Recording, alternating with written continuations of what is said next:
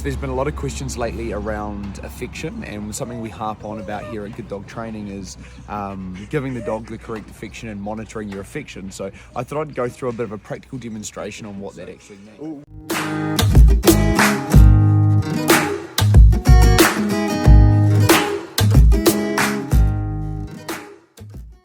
When I say what the affection means, what I'm looking for is what the dog does after I give the dog affection. Okay, so I've done a little bit of work with her already, so she's calmed down quite a bit. But when I start to give the affection, I'm looking that the dog either remains calm or doesn't beg for more affection after I give the affection. Okay, so at the moment I'm giving affection, she's remaining calm. This is good.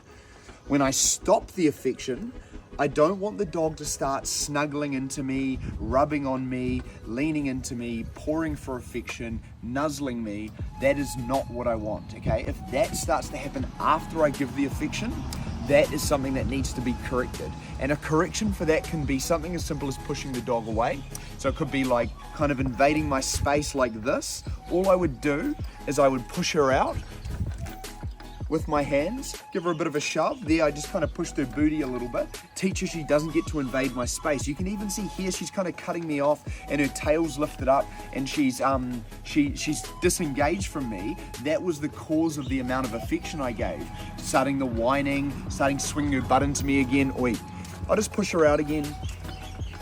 And you're gonna watch her either go into a sit and start to de-escalate. You watch her tail start to relax. So you can see her tail settling down, starting to sniff and coming out of that anxious state. So you can see from that affection that caused the dog to go into an anxious state, a state where it felt like it needed to guard me. It made the dog more alert. That there is one of the root of the problems with this particular dog. So if I say don't teach the dog what that affection means, then I try walk the dog now thinks our relationship is I can do what I want, I can dictate what happens in your space. Now if I'm out on a walk and the dog sees something in the distance or it sees something that it's potentially uncertain of, it's going to feel like it needs to protect me. Okay, so affection can be the root of a lot of problems, and it's not necessarily all of the picture.